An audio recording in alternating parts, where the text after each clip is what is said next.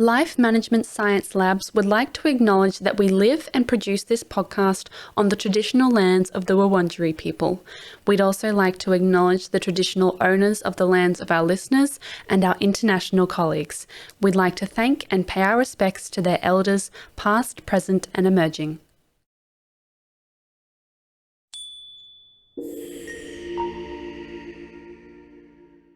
Hello everyone and welcome to Bouncing Back, the Personal Resilience Science Insights podcast produced by LMSL, the Life Management Science Labs.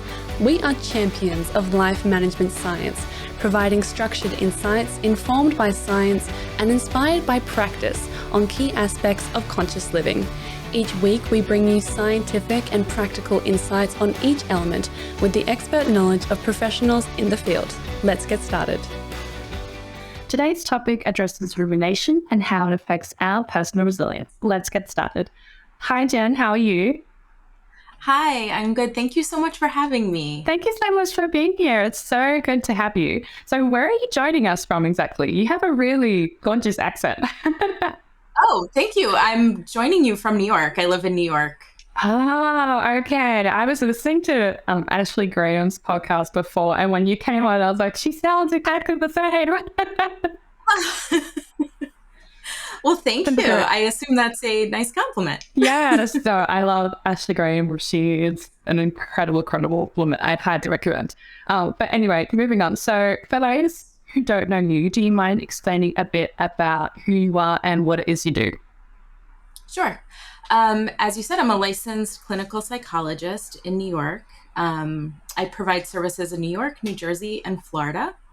And I am an expert in cognitive behavioral therapy. And I am a specialist in OCD, PTSD, and I do provide support for women going through fertility issues and postpartum. With OCD, I specialize in exposure response prevention therapy, Wow, okay. which is the gold standard treatment for OCD. Yeah.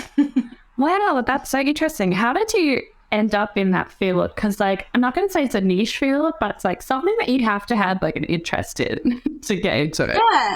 Yeah, no, I mean, it's definitely a specialized area. And, the way that I got into it, so I went back to grad school later in life. I was well into a previous career in finance, and I decided to go back to school. Oh, wow.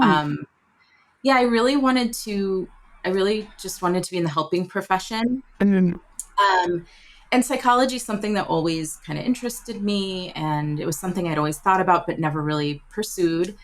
And so when I decided to go back to school, somebody very close to me actually had OCD back, 10, 15 years before I even considered going back to school. And I just remember that being not only probably the hardest period in that person's life, but also there being really, really good therapy that really helped this person. Yeah. And I always kind of kept an interest in OCD, and it was just, it's so nuanced and so complex compared to what we typically see with people straightening things or being scared of germs. I mean, that's certainly one area, but this person actually had obsessions and themes that you don't typically see, related to, or that you typically don't see portrayed, in the media or whatever, which is worries about harm, worries about sexual identity. And I just found it incredibly fascinating and was so encouraged by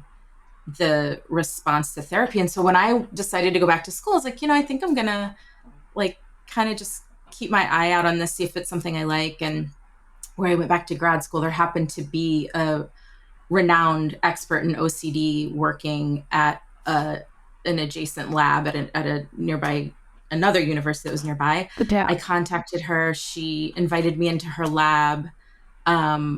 She is an amazing mentor, and I just got more and more involved. I liked it more and more. And then I was able to get a lot of clinical expertise in treatment. So that's amazing. I love that. And I just love how you've taken that pathway, and your interest is so from the heart. And I love that. And that's just that's, I'm sure, reflected in your work and just how passionate you are. It's amazing. My best friend we've been best friends for, oh my gosh, like nearly 10 years now. And she has OCD. And so I was so interested, and she was like so interested in like this episode. She was like, oh, she's like, that's so interesting because like you said, it's such a like multi-faceted thing, and it's not something that has just like one face. And it's not like a lot of the time, like the media portrays it as something that like is only a visual thing, when a lot of the time there aren't those visual aspects to it. Anyway, so thank you for that introduction. So we're going to go into some get to know you questions now. So this is essentially a part of the podcast where I ask you 5 questions and you're just going to give me some answers just to learn a little bit more about you so the listeners feel a little bit more engaged. Are you ready? Yes. Awesome. Okay. The first question is, what is a recent book you have read? So I recently read a book about Henrietta Lacks. Okay. And I don't know if you know who that is or if you've heard of that. No. So it is a book about a woman who, it was set in the 1950s, and she was diagnosed with cancer. And she was in Baltimore, and she was a poor Black woman who went and got treatment at Johns Hopkins in the 50s. And anyway, she ended up having a cancer diagnosis. They took her a biopsy, and they found out that her cells actually reproduced and upheld outside of the body better than any other cancer cells they had seen. Wow. Anyway, her cells and these cells are responsible for so many medical advancements that we've had today. And the book is really interesting because it talks about that piece. And I mean, her cells were implicated in developing the polio vaccine. I believe like in vitro fertilization. Yeah, her cells were like kind of considered these like magic cells at the time. But what's also very interesting about it, and I think a massive underlying theme, which I really enjoyed, was it, given the time period that it was set, it was before there was like informed consent. And, it brings up like bioethics, because what ended up happening is Johns Hopkins took her cancer cells, did not tell her family, didn't tell anybody what they were doing, gave these cells out for research, and companies have made billions of dollars on her cells and never gave anything to the family. And the family, as I said, she was a poor Black woman who was going to get treatment in the 50s. So it just brings up this like really interesting, it makes you really think about consent and what parts of my body are still my body, even if they're out of my body. And then also just very interesting how she really impacted the history of medical advance. I mean, an incredible story. Yeah. Wow. Sorry, that was a very long answer, but I really like it. Sounds so cool. Yeah. Is it a really long book, or is it just? It's not too bad. I mean, the fact that I read it should tell anyone that it's manageable, because you're I do not have a whole. I read it while I was in grad school, so I was reading everything else. Yeah. But I really was able to find time. It's not. I mean, it's a few hundred pages, probably. Yeah. Yeah, that sounds so interesting. What's that one called? Oh, geez, it's I'm so bad at remembering names of books and movies. Like once it closes, I think it's the something Life of Henrietta Lacks. Right. Okay. Yeah.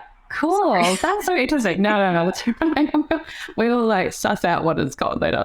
No, that's so interesting. No, I love that. That's awesome. I find that kind of like literature just so fascinating. Just like how these things began. And she definitely been an impact on the medical world. So my second question is, what is a movie you would recommend? Oh, geez. Well, I think it depends kind of what the person's going for. This is hard for me because to be fully honest, I have had a baby. I have a 1-year-old. So this past year, I have not watched anything.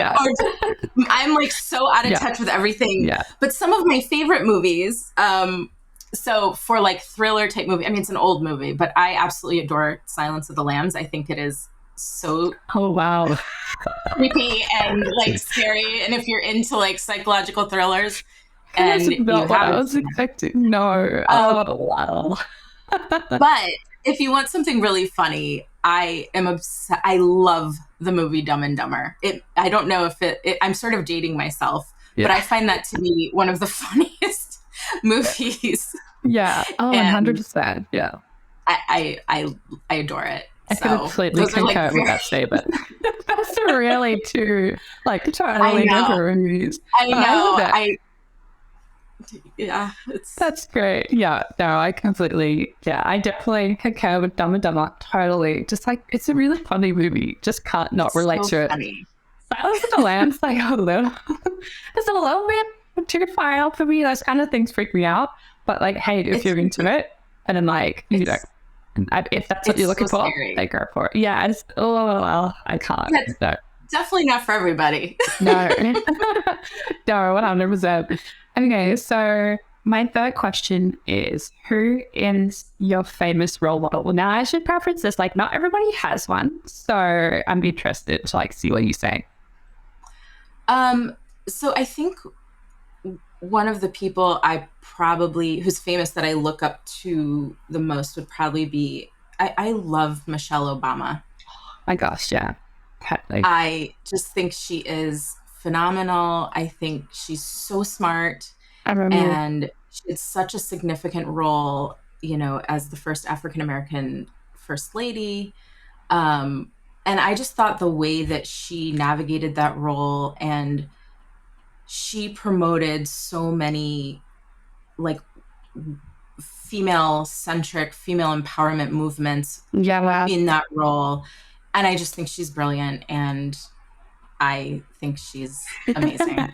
Yeah, honestly, yeah. And do you guys have like, a role model that she's definitely one of the ones to like pick? Because I love her. I think she's so amazing. I remember when I was like, it feels so long ago now that like when she was first lady, like it feels like it was like, it doesn't feel like it was that long ago. But when I think about like how old I actually was, I was like, oh my gosh, like that was a really long time ago. I remember like staying up like really late. And like, because obviously we're in Australia, so it's like completely different time zone, and it's like 1 or 2 o'clock in the morning or whatever. And and my mom was awake, and we were both like sitting there like in the lounge room, like watching this like moment in history. And I was like such a little person, just like a little teenager. But oh my goodness, that was definitely a big moment in history. You've read her book? Yeah, I have read it, and it's so good. It is so good. And she writes so well. She's just so good. I love her. I could go on and on about her. Yeah, me too. We'll move on from our Michelle Obama fan club. What is your favorite podcast? Oh, so here's I don't have a... You can have multiple answers. All right, so I'm going to do the whole, like, my favorite genre, which will freak you out again, but it has to do with, I love anything that's true crime. I love true crime. And it's a bonus if it's serial killer true crime for me. Whoa, okay. That's like a good thing. Yeah, no. I just find it fascinating. I find it absolutely. I can see how as like a clinical psychologist you would kind of like find that material a bit more interesting probably than a person. Yeah. And it's not, I don't work with the criminal or forensic population at all. However, from a clinical perspective, I'm so intrigued. Like, I find it so fascinating. So that's so cool. Oh yeah. I'm like, I try to like listen to some because like obviously they're a very like trendy thing to listen to. I know. And like some of them are like really good. Like they are really interesting. My brain is just like, why are we listening to it? It's like, why I know. Like, no. Well, but I'll tell you another podcast though that is not true crime that I adore is Radiolab. Have you ever listened to Radiolab? No, but it sounds really familiar. It's so good. It's science based. Cool. So, but they talk about the most interesting things, and like the way they produce the podcast is so just entertaining. And it's like they talk about science in a very entertaining way and not Yeah. a dry way. And they come up with just some really interesting topics. So I love Radio Lab. That is a Okay. creepy Okay. recommendation. Non-scary recommendation. No, yeah, that's fair. I'm coming off as like such a wuss like right now. Like I have no tolerance for like things like that. I do, but I just like choose not to engage I in don't that. if you I know. I totally understand why And it is why totally fascinating though. Like, yeah, yeah. it is really fascinating. It's kind of like a genre. I think as humans, we just like naturally just like gravitate towards things that are just so like out of our own spectrum. We're just like, no, that's so weird. I'm gonna go like, look at it because it's just like that natural like childlike instinct. Like I have to touch it. Yes, You that can't is not. very much how it is for me. I find it disturbing, yet I have to know more. Yeah, 100%. Okay, so my fifth and final question is, what is a course you have completed? It doesn't have to be recent, but it can be the most recent one you've done. Thankfully I haven't had to do like, formal graduate coursework in a long time. But honestly though, one of the courses that I did take in graduate school, it was a obviously psychology class, but what was the focus of the class, the professor was really into what's called interpersonal neurobiology. And um, I'm the laughing reason because I'm I got saying no this, idea what that means. it's a really it's a field that is very complicated, and to be honest, I wouldn't do it justice to try to explain the entire field. But the way that it really impacted me through psychology is it looks a lot at the biological impacts of things like trauma and attachment, and we can actually see changes in the brain. And it's about it actually talks a lot about resilience because the brain is not static. The brain Yeah, changes. And so the idea is that we can have these kind of biological, neurological underpinnings that are a result of perhaps like difficult upbringing or circumstances, but we can also learn how to kind of correct and change the brain in ways that are more adaptive. And that course just absolutely changed really the way that I look at people, because it helped me really understand that a lot of what we're seeing or a lot of the ways that people respond can be due to like actual changes in the brain. And again, I won't go into it, but like trauma and things like that actually yeah, can change the structure and things that we can observe in imaging and things of the brain. And it's yeah. Wow, fascinating. Yeah. that's so So interesting. No, yeah, definitely. I could see how that would be something that you would have enjoyed, definitely. And I always found, yeah, neuroscience and neurology and just I was on the brain so fascinating. And yeah. if I didn't hate math, then I totally would have gone into neuroscience. But I am terrible at math. I just can't. It's just not something that I could just get over. So I'm just like, okay, I'll just learn to enjoy it just from a Yeah. just from a Yeah. bystander perspective. But Yeah. yeah, that sounds really interesting. Yeah. So, as I already mentioned today, we are discussing rumination, which is a core feature of OCD, and we're mainly discussing it to see how it affects our resilience, which you've already brought up. So, before we dive into the kind of nitty gritty of that, for our listeners, Jen, how would you define personal resilience? When I think of the concept of resilience, I think of like the ability to recover and the ability to adapt to difficult or even maybe traumatic life events or life situations. I think of things like, I mean, it could be something like job loss, like I said, trauma, loss of a loved one, but it's the way that we cope move through it and recover from it.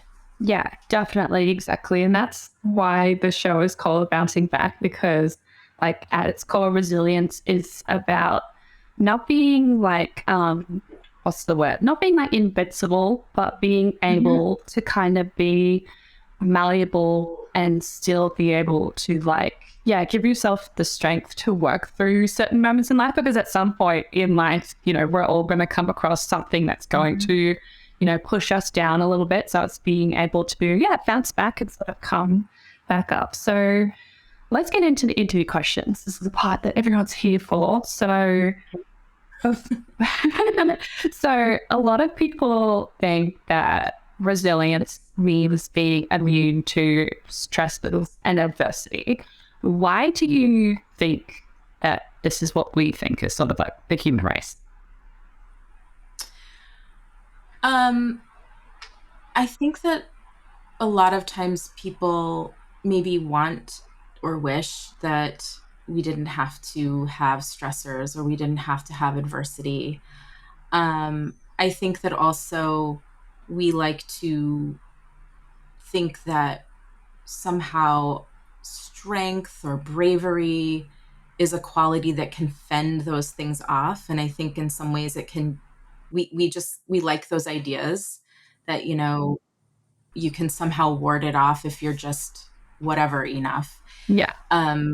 But the reality is that everybody will go through adversity. Everybody will have something that is difficult for them that they have to manage. And that really is just part of the human condition. Yeah. And it's how we respond. It's how we manage that is actually what's really important, and how being able to be effective in those times is really, to me, what resilience is all about. But I think we kind of wish that we could escape without problems. But yeah, definitely. No, I completely agree. A lot of the time, like, we wish we were invincible. That's why we create superheroes. It's like we wish that we had that part of, the human strength that is like channelable, but it's not like consistent. So now that we've kind of understood resilience and kind of how that works for those listening, how would you define rumination? Just to like go into the topic of what we're here to talk about today. How would you define it? So I think rumination, first and foremost, it's a cognitive process. So it's a thinking process. It's a behavior, really.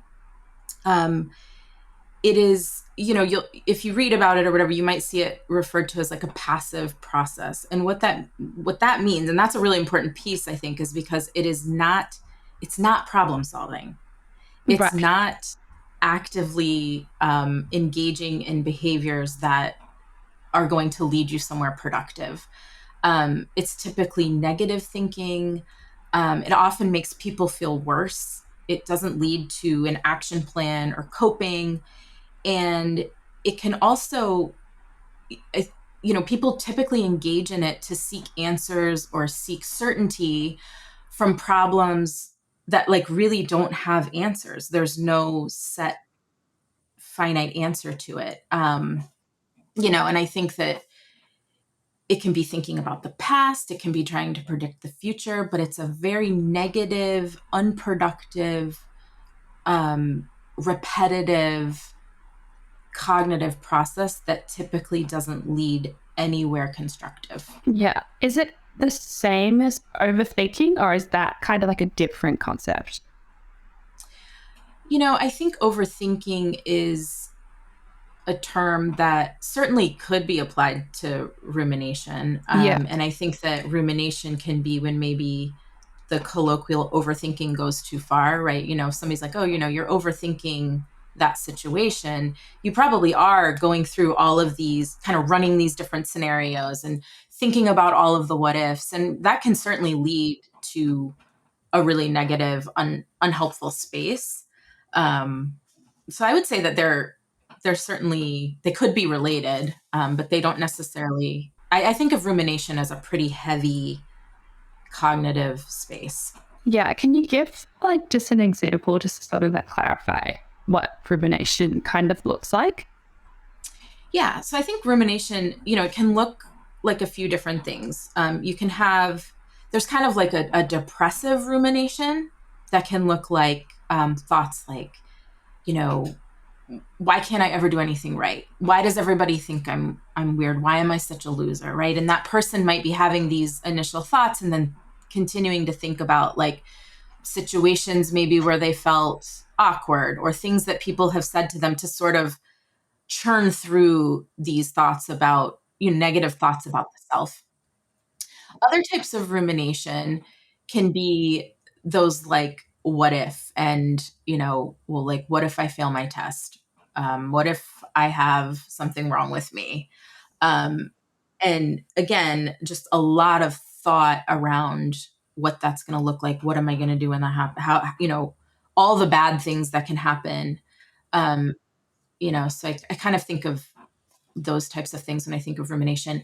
And OCD, I think even has a more unique, which we can get into, but I think it also has a unique presentation of rumination, but it follows the same pattern of this unhelpful negative thought process that doesn't get you anywhere. Yeah. So is rumination like something that you have because you have OCD, or can it be something that sort of stands alone? Or is it like how are those two interconnected? So rumination, definitely people who don't have OCD ruminate. Yeah. Okay. And I would say that rumination, like we know that rumination, people who tend to ruminate tend to be more at risk or develop like depression, and kind of move into that mood space. Rumination with OCD, I tend to think more of as a symptom of OCD. Yeah. Okay. If that makes sense. So Yeah, no, that makes sense. yeah. Interesting. Okay, so what is the role of personal resilience in rumination? I think with, like we said, resilience and specifically personal resilience is how an individual copes with an adverse experience or a distressing situation. And part of that coping, those are thoughts and behaviors really that people are engaging in to get them through a situation. And if you're resilient, you get through them effectively. Rumination is not, it's not useful. It's not helpful. And it's important to really, and a lot of people I work with haven't thought of it this way, but rumination, as I said before, it's a behavior. And if it's a behavior, it's a choice. So rumination typically keeps people stuck. It doesn't provide resolve. And it really goes against a resilient way of managing. If that, and that's not to say that you can't be resilient and have tendencies to ruminate, but the act of ruminating is just typically not productive, and it's not going to be effective in managing whatever situation that you're in that you're struggling with. It typically keeps people hooked in something, and it can lead to really unhelpful thought patterns, which again, resilience, we try to look at flexibility. We try to look at, different ways to like procrastinating. move through something. Whereas rumination will keep us very much stuck, and it can lead to like just really unhelpful thought processes and patterns, and like all or nothing thinking, jumping to conclusions, catastrophizing, and those typically do not get us anywhere productive. Yeah, definitely. So I'm really interested just to see how rumination works, sort of in the grand scheme of things. So does engaging in rumination cause someone to develop a mental health issue, or is it vice versa? Like, how do those things overlap? I think it can kind of be both. So as I was saying, someone who ruminates is going to probably be more prone to some cognitive thinking errors or some typical, like jumping, like I was saying, jumping to conclusions, coming up with kind of the worst case scenario. And it does put people more at risk for depression. So in that case, your rumination can actually lead to a depressive mood state. Yeah. And though you can also see with OCD rumination as kind of more of a symptom or result of the OCD and not causing it, but feeding it and helping sustain the cycle of OCD. Yeah. Have we defined OCD? Just like I can't remember. Did I ask you to define it? No. Okay. No, I don't think you did. Yeah, we need to, because I was like thinking, and I was like, oh yeah, like this makes sense to me, and I think this makes sense to you. But like for those who haven't engaged in like conversation about OCD, do you mind just kind of like explaining it for those who don't understand? Of course. So OCD, or Obsessive-Compulsive Disorder, is a disorder that causes a lot of anxiety in people. It used to be classified as an anxiety disorder. It's now its own standalone, which doesn't matter too much, except for that it has its own very unique features that are separate from, necessarily just another anxiety disorder. And so obsessive compulsive disorder has two primary components: obsessions, which are thoughts, images, or urges that are unwanted and extremely distressing, and they're repetitive. They cause extreme anxiety, like fight or flight type anxiety. And then people will engage in compulsions or behaviors in attempts to reduce or get rid of the anxiety caused by the obsessions. Yeah. And then the cycle repeats, because typically those behaviors, if they do get rid of the anxiety, it's only temporary. And sometimes they don't get rid of it at all. So then the obsession comes back, the anxiety comes back, and the compulsion comes back. Yeah. Yeah. Interesting. Now, you mentioned before the exposure, or was it? You mentioned something. Exposure response prevention. Yeah. Now, I think if my 10 years of being best friends with my best friends are sticking around me, and that's essentially just like going against the grain in terms of like that. Yeah. Okay. So how does that work? Going against the grain is a really good way of putting it, I think, because it's an it can feel very counterintuitive to people. Yeah. So the way it works, right, is so the cycle that I described with the obsessions, anxiety, compulsion, repeat. That cycle is persisted and maintained through the compulsive behavior. So exposure response prevention looks to target the compulsive behavior, so get rid of it. So the exposure piece in ERP, or exposure response prevention, is we look to, in therapy, we kind of seek out the obsessions. We try to get them to come up. And we do that through exposure. And that can be through exposing people really in all kinds of creative ways to their fears. It could just be writing something. It could be looking at a picture. It could be going somewhere, right? And when those obsessions are present, we then help a person engage in response prevention or ritual prevention, which is not doing the compulsions that they typically would do while these obsessions are present. And it helps a person learn a different way of coping. And it helps teach a person that a lot of their fears associated with the obsessions aren't going to come true. It also helps them realize that the anxiety is not going to harm them. And it provides them with a different, more long-term effective way of dealing with the obsessions, as opposed to being caught in this compulsive cycle that ultimately gets worse and worse and more time consuming.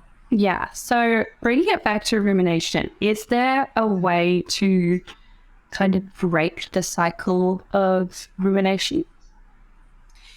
Yeah. So really through exposure response prevention, we teach people to, first of all, recognize rumination. I think, as I was kind of mentioning before, typically people experience rumination as kind of this automatic mental behavior. And it can be really hard for people to understand where in the mind an obsession starts and the rumination begins. And it is very complicated, and it is really nuanced, especially if you're like really anxious while you're trying to sort this out.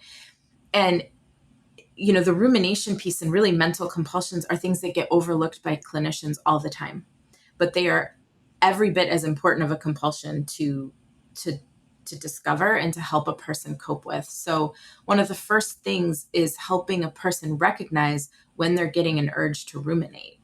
So through therapy, it's like, okay, are you noticing that your brain wants to go into this place? It wants to start ruminating. It wants to go down that rabbit hole, right? once a person can feel that and a person can recognize that that is in fact beyond the thought. So an obsession comes in an automatic way. We can't control that. But what we do with it, we can control. So then we practice really noticing it and saying, okay, I could, it sounds simple, but I could think about that, but I'm not going to. I'm going to go do something else instead. And it's really a practice in shifting attention, choosing to put your attention and your efforts elsewhere and not going down that rumination path, which will only make things worse. Definitely. So while we're sort of discussing this, and this obviously, like I said, Paul, makes sense to me, makes sense to you, I'm sure it makes sense to lots of people listening, but there is still a lot of kind of misunderstanding, and I can sort of like hear some of my relatives in the background saying like, well, why would you do that if you know it's going to be bad? And that kind of leads me to my next question, just sort of coming from this point of view, is why do some individuals like frequently engage in rumination even when you know it's going to have negative consequences?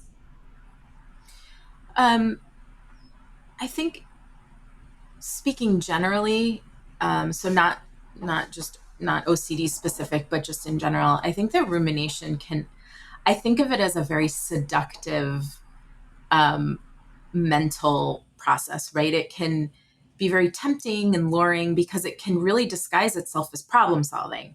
And I think it's common to fall into a trap of like, well, if I just think about this hard enough, I can come up with a solution, or I can be prepared for every single, instance that could possibly happen, or every single scenario. And I think it can be hard especially when you're in distress, to remember or consider that it may not have any long-term effectiveness. And I think it's easy to get caught in the moment of almost like feeling like a person is doing something or trying to solve it. And if they stick at it enough, they'll solve it. So I think it has this quality that makes it really hard to resist in the moment, even though perhaps outside of the distress, we can recognize that it is not going to be effective long term. Yeah, exactly. I think that's even just going back to what we were talking about before. It's just like a human, just kind of like, we want to kind of damage things that just sort of go a little bit further. And it sounds really odd. And like, obviously, it's not a great kind of like trait that we all have, but it is definitely something that comes into it. So now I kind of want to discuss, but we looked at sort of the symptoms a little bit and what they can kind of look at and look like. So my next question is, does OCD run in a family? Is this a genetic thing? So generally speaking, we would consider OCD to have a genetic component. I think it's a little bit difficult to be precise about it. We know that it is more likely that a first degree relative of somebody with OCD will develop OCD. However, it is definitely not set in stone that a person related to someone with OCD will develop it. So there's not like a great answer other than it's probably both genetic and kind of environmental and behavioral. We definitely don't have a good divide as far as how much that is. Yeah. So how do we know that what we are experiencing is rumination related to OCD? Well, OCD will have, the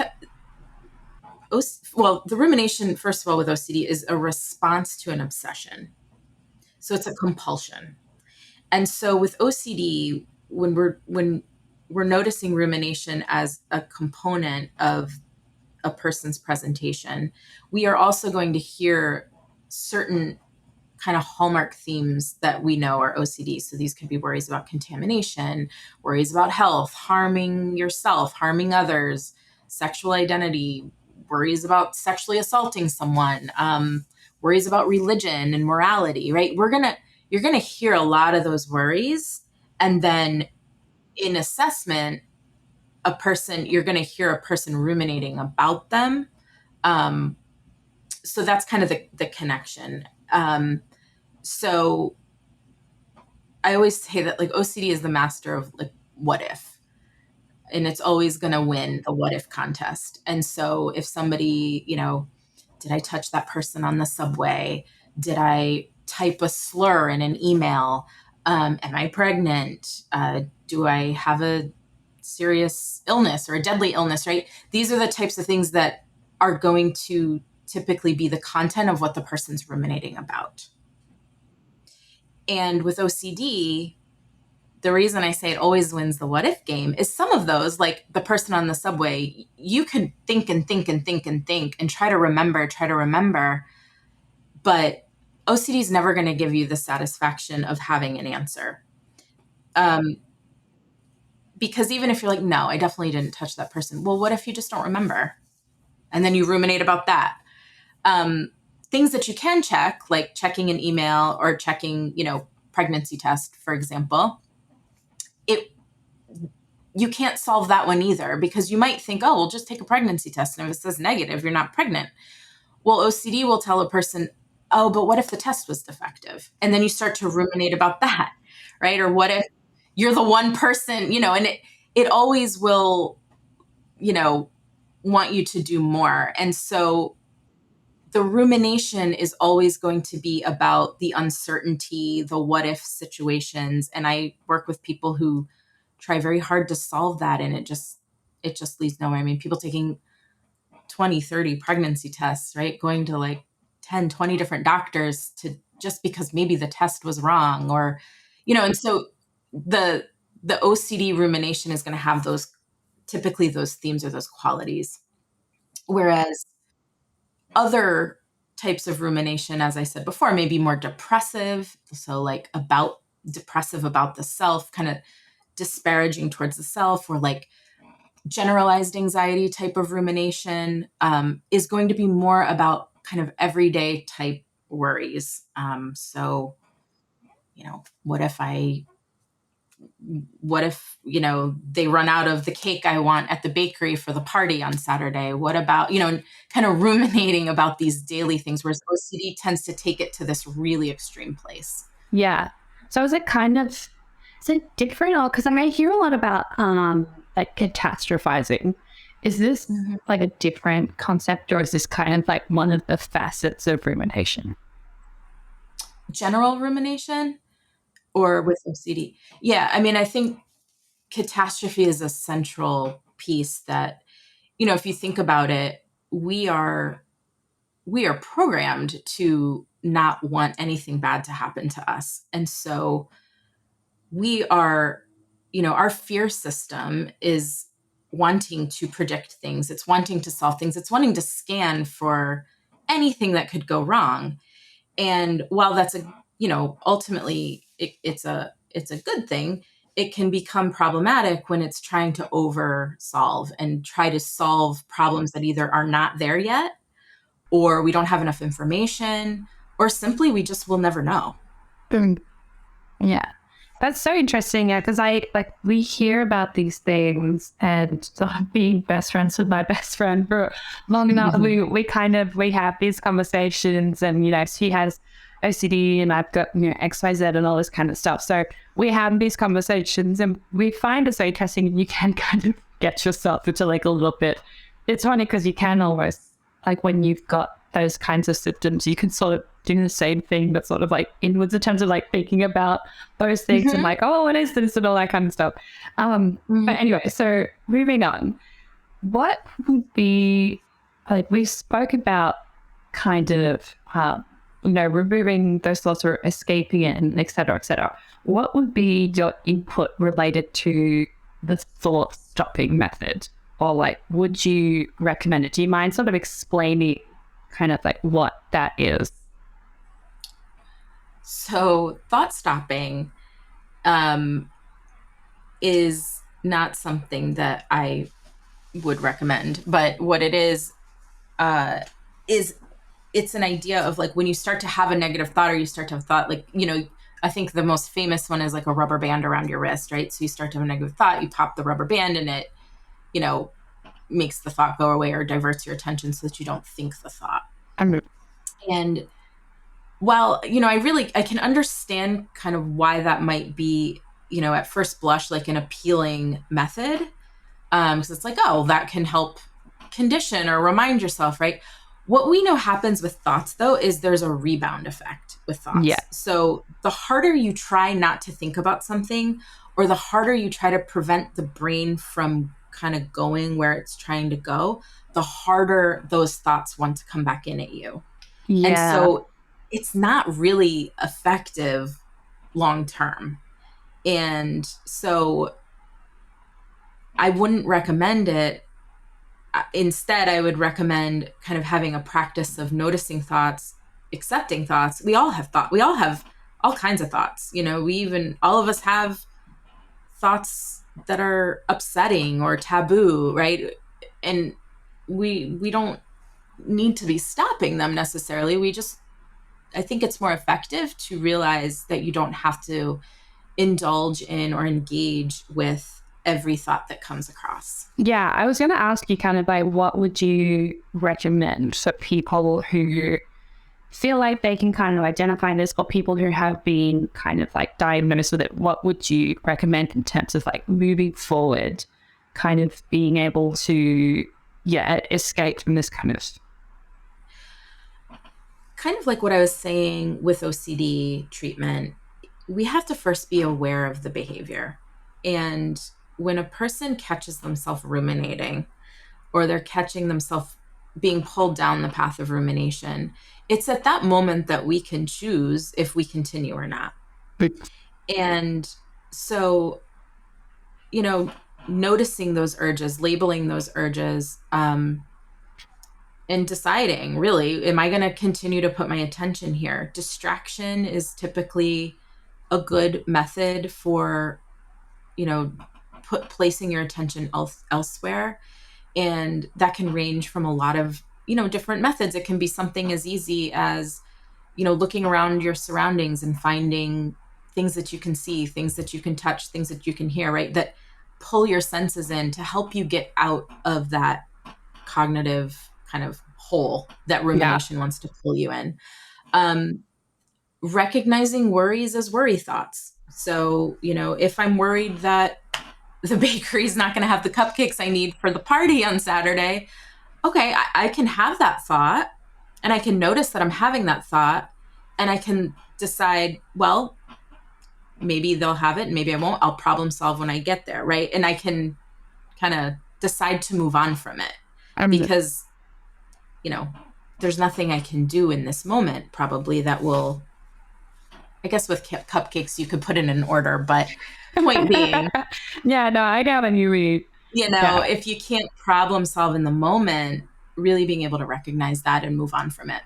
Yeah, definitely. I definitely had that. And I had that been said to me before in terms of, I think my psychologist said to me once, it was like, she gave me an acronym, and I can't remember what the rest of the acronym was, but it was like think. And so it was like, is it true? Is it helpful? Yeah. Is it, I can't remember what the other ones are. Yeah. It really clearly helped me out. But like pretty much by the second one, you usually tend to figure out kind of like if this is actually just like a general thought that I like should be having, or is like totally, okay, or if it's like something that is kind of going a little bit further away than what is helpful and what is true. Yeah. And one thing that what you were saying reminds me of this thing called it's a worry decision tree. And it's like this sheet that, if you look at it, it's like kind of a problem solving sheet. So it's like, what am I thinking about? Okay. Is it something that I can do something about? Yeah. If I can, what are the things I need to do? Are any of those things actionable now? If something's actionable, you do it. If it's not actionable now, you distract away. Yeah. If it's not something that's problem solvable, you let it go, right? So it's like this decision module, and it helps really, I think, to pull out things that can be problem solved and let's let the rest go. Because if it can't be problem solved, then we will just get pulled into this like very ruminative place if we let it go there. Yeah. Definitely. And I think that's, like definitely those kinds of methods I've found to be the most helpful. Like, I don't have OCD, but I've got anxiety. And so like when you kind of get into that spiral and those thoughts, and it's quite helpful to kind of just like to step back and be like, okay, is this something I could do? Or am I just like coming up with things to think about? That kind of stuff. But yeah, so sorry, you guys. I just want to say with OCD specifically, we have to be very careful about distraction. We have to be very careful about logic. And I don't recommend for OCD treatment to try to take much of a logical approach with the thoughts.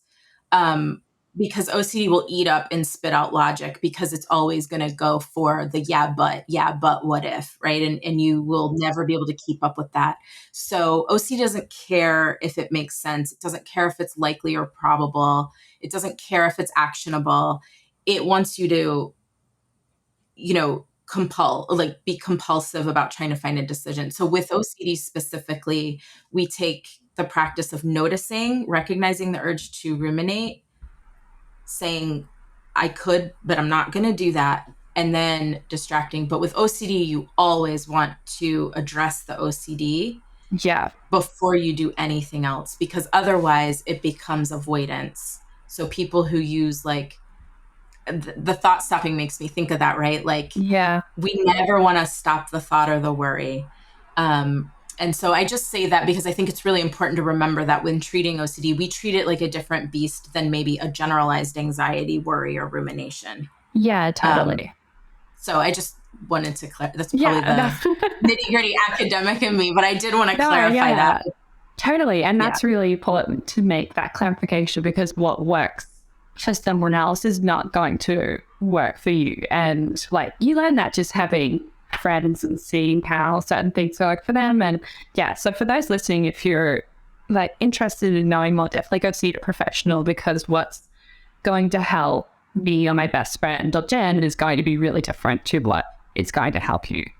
Yeah, and OCD is just a different beast. It doesn't respond the same to anxiety treatment as every other anxiety disorder. Definitely, it is definitely something, and it's so multifaceted, just so complicated. That's why it has become, it's got its own little world now, because that is just so complicated.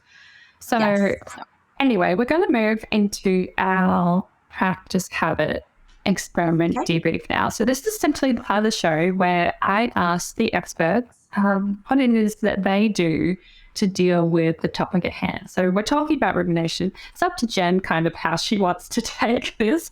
But I may ask you, what is a practice that you do to deal with rumination? If you don't have to deal with rumination, then we can pick a different topic.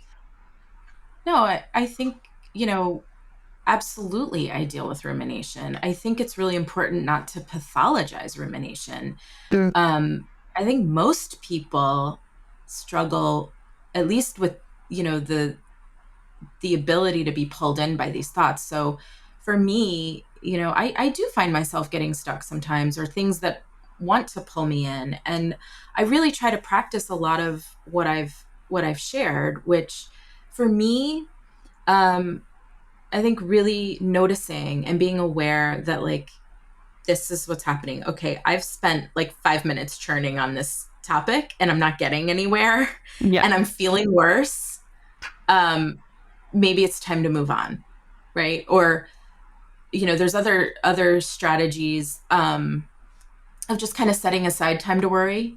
And again, this is not what you would do for OCD, but for just general rumination, you can carve out 5 minutes that you're going to dedicate to worry. That's all you're going to worry about is this one thing.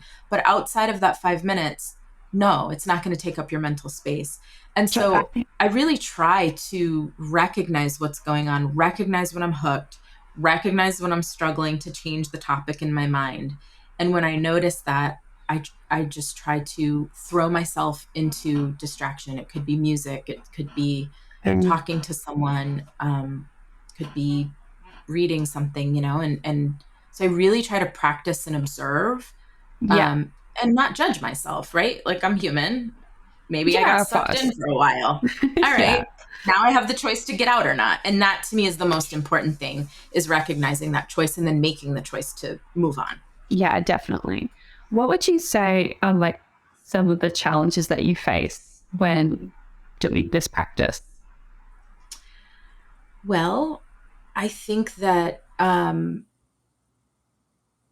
urges to ruminate can be really strong in the moment. Um, I definitely am not immune to sort of this, maybe being allured by the idea of sticking with something and I'll find a solution. So I find that to be challenging. I also think it's challenging because when something's really bothering us and our brain really wants to sit there and think about it, it's likely an urge that you're not just going to be like one and done about, so I can maybe choose to go distract myself with, I don't know, one of my creepy true crime podcasts, right? And try really hard to like engage in that. Yeah. But my brain might pop in a thought, right, that wants to pull me out of it. And so that's not going to just go away. It's going to resurface. And so I think what's challenging is that in addition to the allure, it's recurring. So you're kind of always having to have that practice. And so the stamina can get a little bit challenging. Yeah, exactly. So how often do you find you have to kind of like make sure that you're channeling this practice? How often do you sort of feel you have to put yourself out of those situations?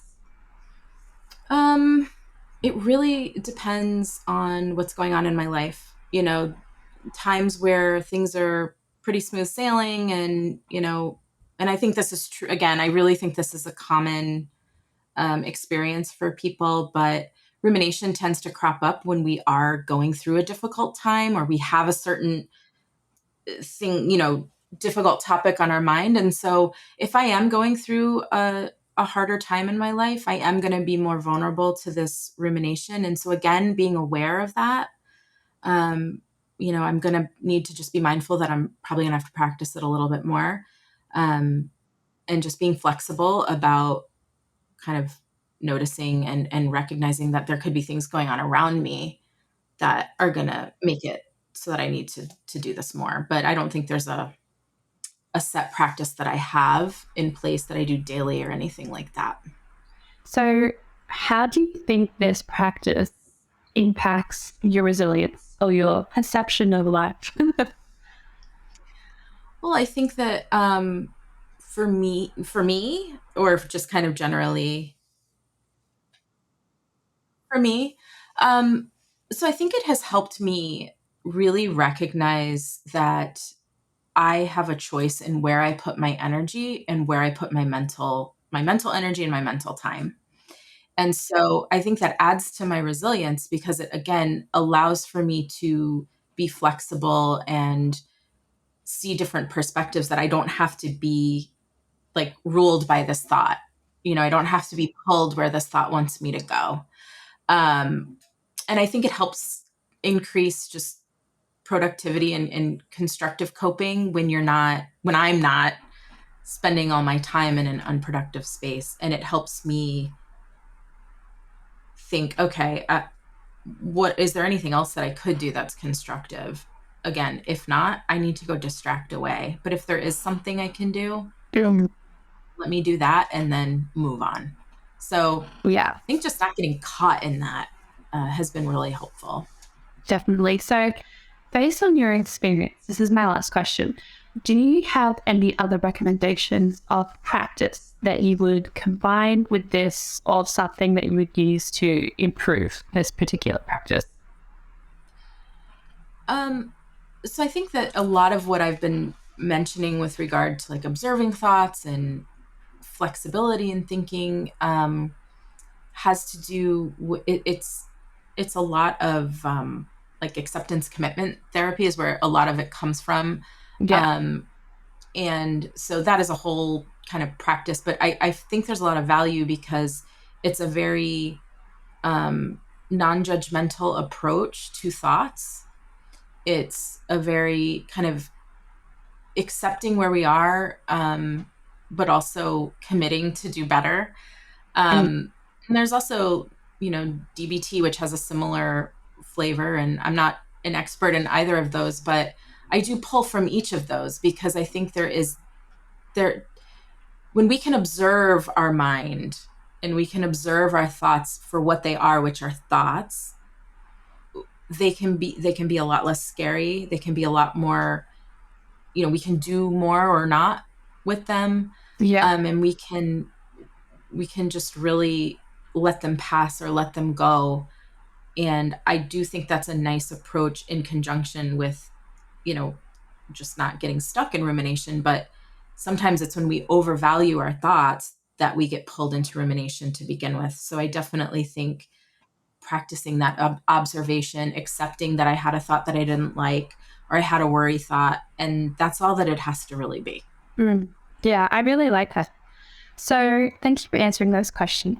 We're going to go into audience questions now. So we've got a question here, which I really want to ask because I am really fascinated.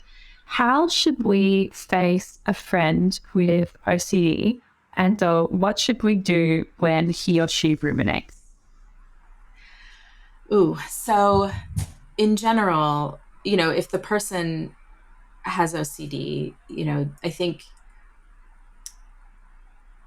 encouraging them to seek a professional, a psychologist who's been trained in exposure response prevention is an incredibly important message to be sending, because there is help. There's really good help. We have such good therapy, and it's so effective. And so I think always kind of putting that plug in and encouraging people to seek treatment and seek help is one of the most important things. When you notice a friend or a loved one might be struggling with rumination or really any compulsion, we try to work to, validate the distress that the person is feeling. But ideally, you don't help them do the compulsion. So in this, I say this with a big asterisk that if a person's not in treatment, that's going to be really hard to do. But if they are in treatment, right, one of the most supportive things a person can do is say, like, it looks like you're really in your head. It looks like you're ruminating. It looks like, you're really struggling with OCD right now. That must be really hard. What would your therapist say? Let's try to talk back to OCD, to respond in a therapeutic way, and then let's go take a walk. Let's go do something else, right? What people are typically pulled to do, and if a friend is not in therapy, it's going to be harder to do this, or to not do this, but people are typically pulled to ruminate with them. So like, do you think I touched that guy on the subway? No, there's no way you touched that guy on the subway. You were sitting 5 feet away from him. Yeah, but what if he moved closer to me, right? And you can get into these back and forths and almost have an external conversation of the rumination. And that's really not long-term effective, but it's a very easy sort of place to get pulled. So therapy, and then working with the person to notice that they're struggling, but then give them, like, point them towards their tools. Of course. Yeah, definitely. I think, we want to put big asterisks above this episode is like, please go seek professional help because they have studied it. Like Dr. Jen, they know what they're talking about and the average person does not. So please, if you have more questions or if you feel like you can relate to this sort of thing, please just go and seek professional help because there's no harm or foul in seeking professional help. It's always better to ask than not to ask. So we're going to go into the open mic section in other podcasts now. So this is essentially where the guest, Dr. Jen, gets to talk about pretty much anything that she's passionate about. It doesn't have to be related to resilience. It might be. So I'm going to hand it over to you now, Jen. Take it away. Oh, geez. Okay. So you're the host now. My job here is done. I know. No, I think I think one of the things that comes to mind about what I am passionate about actually does loop into resilience, but it also is part of other clinical practice that I'm involved in. But it is about supporting people who are going through fertility struggles. Yeah. And it's something that, you know, I to be honest with you, I mean, I went through my own journey, my own struggles. I have two beautiful little boys. And so, you know, luckily my path led to somewhere really happy. But what really got me thinking about this and got me really passionate about this is that it can be a really, really hard journey. Yeah. And it can feel very lonely and it can feel very hopeless at times.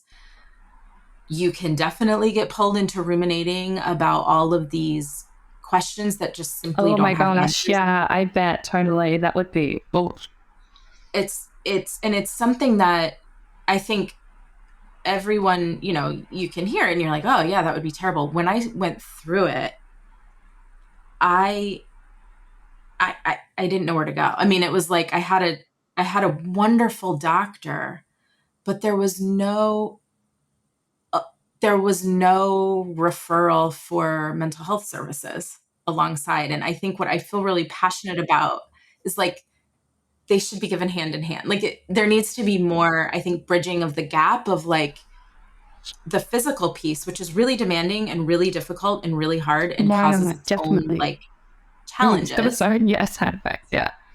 Yeah, like a lot, right? Mm. But then also we need to recognize that there is an entire mental process and potentially distressing psychological process around it. And not for everyone, you know, so I'm not trying to say that everyone finds it distressing, but a lot of women do. I mean, if you look at research, women who are going through fertility treatments or infertility have depression and anxiety rates as high as women who've been diagnosed with major medical illnesses like cancer or HIV, AIDS, you know, and it's like that's the level of distress that women experience, and it's just not talked about.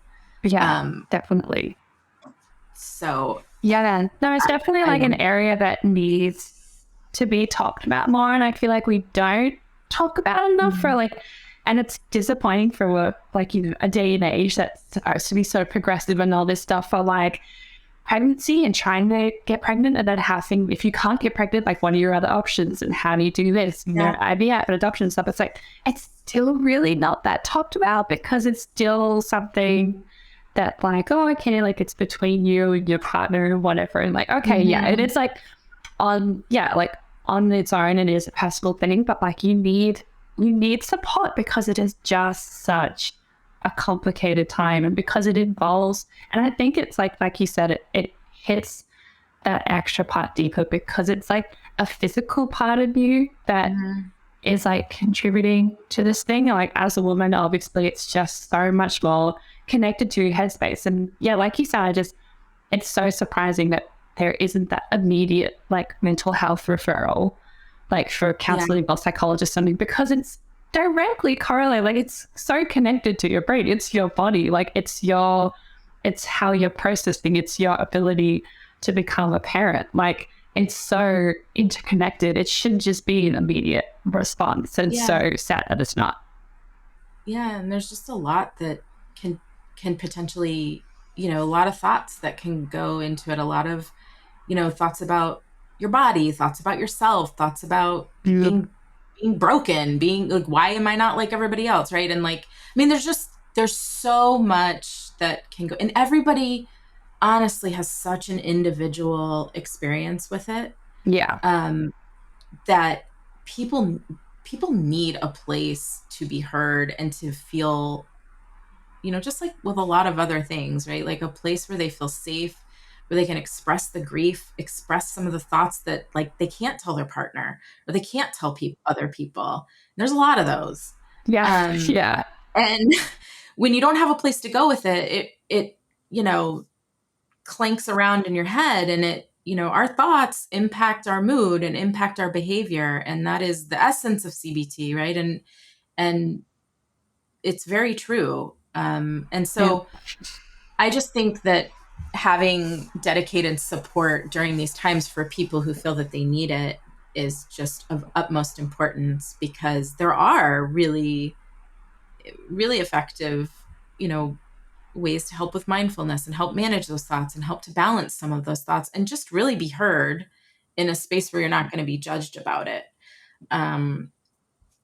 So that is something I'm very passionate about. And I would love to live in a world one day where like it's presented side by side, here's the kind of reproductive plan. And then here are some really good, professionals and groups that can help you through the emotional part of this journey. Yeah, I wish we just had like a much stronger emphasis on just like how insane it is just like trying to be a parent and just like having a child. Like I feel like because you see like little kids and stuff all the time, everyone has like a family or whatever. I think as humans, like we underestimate how difficult it is to get to that point for some people and how like and even once they hear like what it means afterwards and just like, I think it's like, it's quite sad how we still really underestimate how that affects people, just like being a human. It's just insane. It is.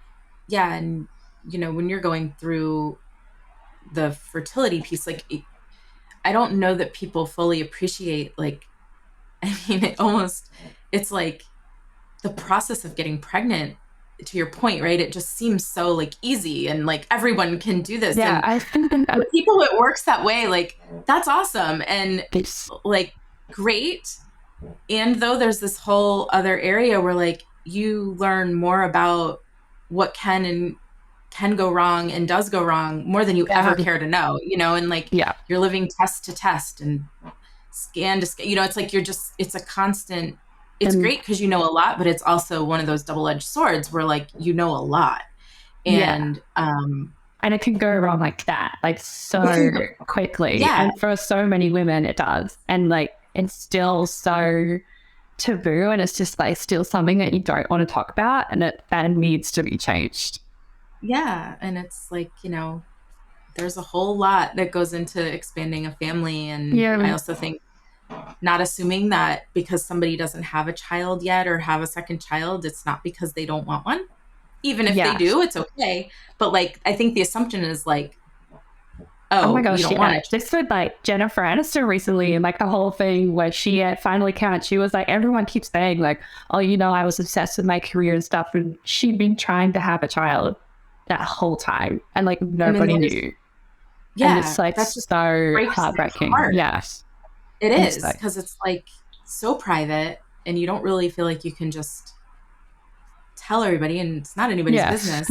Like, to be accused of, it's like, I'm trying here, and so anyway, I just, again, I feel very passionately about it. I could just go on and on. Definitely. And it's good. And like, we need people to be passionate about it. It needs to be something that, thank you for being passionate about it. Like, it's something that people need to be passionate about. And it, again, comes back to that being resilient and being able to bounce back and having those safeguards in place and having, that access to professional help, which not everyone does, but there are always places out there. And there's help out there that you don't have to be able to afford it. It's always there. So please, if you need help, if you're listening, go reach out. We'll leave stuff in the description. And that is very nicely going to bring us to the end of our podcast. Thank you so much, Dr. Jen Viscusi, for being here. It's been such a pleasure having you. We've learned so much. I have really, really enjoyed it. And thank you so much for being interested in these things and being willing to talk about these things, because, we don't always think about it or talk about it every day. And it's just important. I just really appreciate you showing interest and being willing to, share this. I'm just the host. So yes, there's a whole team behind us that find all of these things fascinating and trying to share the information just to make everyone more informed and learn a little bit more for those who are curious. But quickly, for those who want to find out more a bit about you and what you do, where can they go? Is there somewhere that they can look at, or? Yeah, my website is drviscusi.com. That's drviscusi.com. And that has all of my clinical practice and my research and articles and chapters and things that I have been involved in and published. And yeah, it Awesome. just has more information about me. Cool, great. We'll leave all the links to Dr. Jen Viscusi in the description below. And thank you everyone for listening and watching. Don't forget to like and subscribe, and we'll see you next week. Bye guys. You have been listening to Bouncing Back, the Personal Resilience Science Insights podcast produced by the Life Management Science Labs. Listen to episodes from LMSL's 10 Life Management Perspectives on Apple Podcasts, Google Podcasts, Spotify, YouTube, or other podcasting apps on your smartphone. If you enjoyed this episode, please consider rating our show, sharing it, and subscribing to our channel, as it helps others find us and us grow to bring you more quality resources. More of our work can be found on our website at pr.lmsl.net, where you can join our movement. I'm Tia Harmer. Thanks for tuning in.